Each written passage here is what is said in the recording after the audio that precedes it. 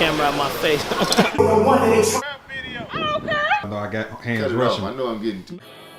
Like that, Ryan. That's what I'm talking about. Ryan, you don't get this goddamn camera out my face. How are you gonna set yourself apart from what they're looking for? Historically, New York has always been at the forefront of everything. Right. And it just came to, I have a friend, she Haitian, she from New York, and she said she was catching a train, like elementary, I think. She was catching a train to school before she was in middle school. Like she was, that's crazy to me. Right. To let your child go get on the train, go to a whole, I guess, borough or wherever. If you gotta get on the train, to me, it's far. Right. So I'm saying, do you think you all being forced to not only grow up early, but that's a whole nother level of responsibility than just from me having to walk to the corner to get on the bus and go to school? Let me tell you. I grew up in New Rochelle for the most part. Me and my mother moved to New Rochelle around, I think I was like around 8 years old, 9 years old. At 10 and 11 years old, I was introduced to heroin. Like, you tried it, or you mean just Tried it. At 11 years old? 11 years old. You know, but in that era, 1966, right, that wasn't uncommon. Like nowadays, you would look at it and you would say, wow, you know, boom, boom, boom. But in 1966, heroin was, like cats smoke weed now, that's how heroin was in the streets. But who, I know it was in the street like that, but who would actually fucking have enough gall to teach a 10-year-old how to shoot heroin? You shot it or you sniffed it? Both. Which one you do first? I think I smoked weed first. No. I'm saying with I the smoked heroin. weed first. With the heroin, did you sniff it first or did you Sniffed shoot it first. Okay. Skin pop later. Okay. Now, You did know. an adult teach you how to do that? An adult meaning like somebody over 18? Yeah. No. Okay. This was like another kid my age who had older brothers who was getting high. That's crazy. You know what I'm saying? So it's deep. I had a lot of friends die. A lot of friends die overdosing off of heroin.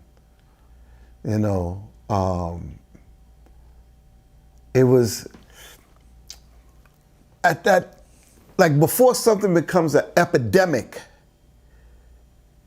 it's not looked upon as bad. Just like crack. Before crack became an epidemic, when people were freebasing, and they called it freebase, and then they called it crack. When poor people started doing it, it was crack.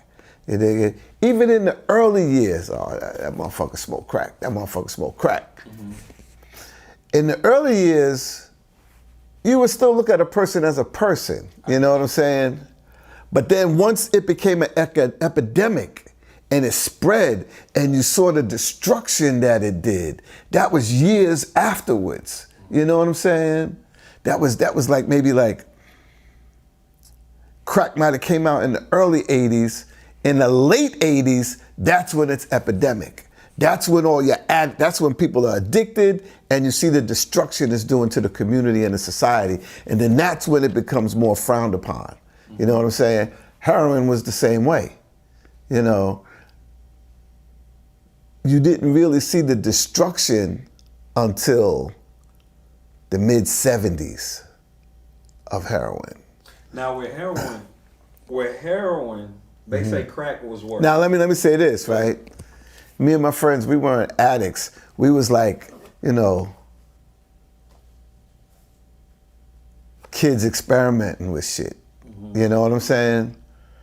Like, we wasn't out robbing and stealing every day to get high. You know, we'd fuck around and buy a bag and 10 of us would get down on a bag. You know what I'm saying? Sniff. And then, you know, I wasn't really like heavy into it because, and I'm gonna say this on tape, I ain't afraid to say this on tape, right? I was afraid of my mother. You know what I'm saying? Right. My mother had a big presence in my life. You know, where I had other friends, you know, they got more into it, you know. And early on, I was like, you know, this shit ain't for me. You know, so like around 13, 14, I was like, man, you know, I ain't fucking with that shit. Now that's, you know? that's crazy you said that, because I have a friend that's on heroin right now. And he says the thing about heroin is, when you first start off doing heroin, if you do it like maybe one day, then you might do it like a Thursday, or you might do it like a Sunday, you can kick it. Right. But he said, if you keep doing it, right, you can't kick it. It's rough. Yeah, he said, but it's an easy drug to kick if you don't do it consistently. Right, right. You agree with that? Was that a reason you was able to kick it? Well, there's a lot of psychological shit that goes along with it too. There's a lot of psychological shit that goes along with why somebody would even take it in the first place. Right. You know what I'm saying? Me and my friends, we started out of peer pressure.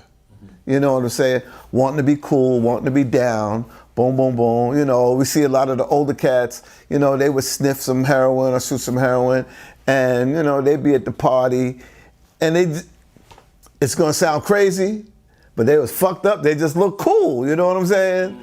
And that's the lure. It lures you in. And then before you know it, if you have any type of psychological issues, any stress or anything like that that you're dealing with, you know, and people think kids don't have stress. People think kids don't have psychological issues, but they do. You know, like I'm telling you, I ain't know my father. I grew up with just my mother. I see other cats, they got their father in the house. You know what I'm saying? I'm reconciling that shit. You know, my mother was such a strong presence that really didn't fuck with me as it might have somebody else of a lesser constitution. You understand what I'm saying? So if you had other psychological issues that you was dealing with, that heroin became stronger, and it led you to, like, you know, fuck that, I'm gonna get high today. Fuck that, I'm gonna get high tomorrow. You know what I'm saying? Let me ask you this. Were you consciously thinking about, damn, where my pops at? No. Okay, so you No. think it was just a subconscious thing you couldn't recognize at that moment? What do you mean, subconscious thing I couldn't recognize? Like, it was like you was acting out, but you didn't really know why you was acting. Like you said, I don't think I was acting out more because of my father not being in the house. I think I was acting out just to be down with the cats I was hanging with. Okay. You know what I'm saying? Like I said, it was more peer pressure. You know what I'm saying? And I might have gotten high maybe like 10 times in my life. But the thing about it is, it started at 10, 11 years old. Okay. You know what I'm saying? So you was just giving the father example as a reason a person might. A reason, right. Necessarily your No, it wasn't my reason. Okay. It was just a reason why a young kid might want to use heroin to escape. Like, when heroin became that epidemic, they had all type of outreach programs and this and that, boom, boom, boom, and they would discuss it in school because it was affecting kids too, you know what I'm saying? And they didn't want kids to get into it. And at the time, when I was young, when they would talk about reason people would use drugs and take drugs and get strung out on drugs is stress. And I didn't know what the fuck stress was. You know, I'm 10, 12, 13 years old. I ain't know nothing about no stress. You know what I'm saying? And escapism, you know. People want to escape a reality. They don't like the reality they living in. That heroin, that's your man, that's a hell of an escape from reality. You know what I'm saying? And that's what gets people caught up in it. And this is what I noticed, just sitting here thinking about it and knowing like half my family is on heroin. And what people not addressing is, if you look at it now, heroin destroyed us more than crack? I would say that Because there's more people on heroin today than crack. well, you know what happened, right? Crack never left. Crack never left. Black people moved from heroin to crack. Back to heroin. Back to heroin. Now it's the opioid. Now they're calling it an opioid issue. Right. You understand? Back in the day, it was a heroin issue. It was heroin, and the withdrawal mechanism from heroin was methadone, right? A lot of people don't realize that heroin was a withdrawal method from morphine. Back in the day, before heroin became big, people was getting high on morphine. They was getting strung out on morphine in the 30s and the 40s. Heroin was like, okay, we'll get you onto, because the withdrawals from this shit is intense. The withdrawals, if you have a morphine addiction, the withdrawals from that shit was so intense, it was killing motherfuckers. So they had to wean them off the morphine onto the heroin, and then the withdrawal from the heroin was a little more tolerable. You understand what I'm saying? But then they found this other drug, they developed this other drug called methadone, which they would move the heroin addict onto methadone and then withdraw him from the methadone. You understand? So black people moved, when I say black, in the inner cities, it moved from the heroin to the crack. The white boys were staying on the heroin. You know what I'm saying?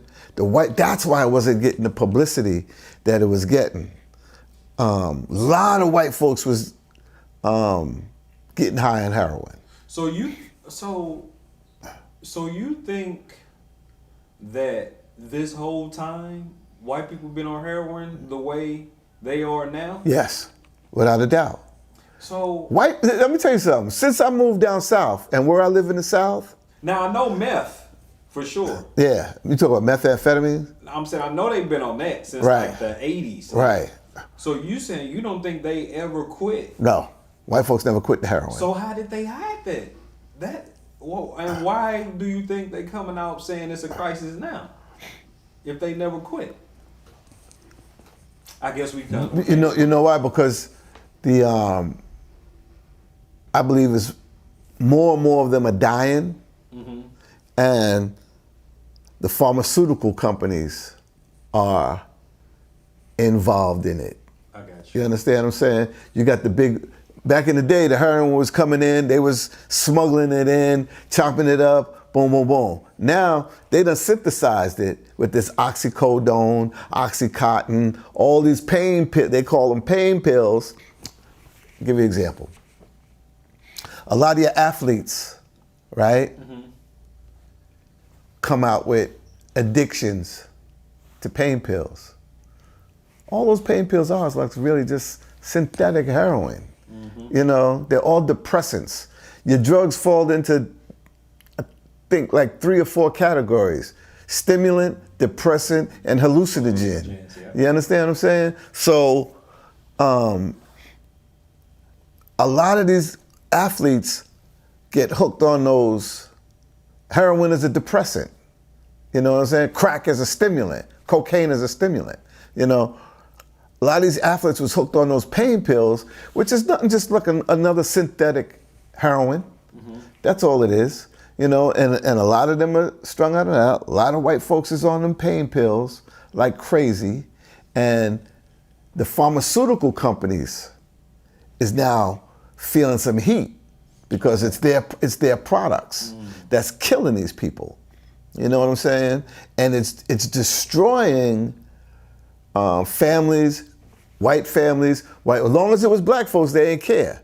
Because in my opinion, that was by design. You know what I'm saying? They bring those drugs into the black community. It's not until they spill outside the black community that it becomes a problem. And that's the issue. It's spilling outside the black community. Camera out my face. know I got hands Cut it off. rushing. I know I'm getting too. Like that, right? That's what I'm talking about. Ryan, you don't get this goddamn camera out my face. How are you gonna set yourself apart from what they're looking for?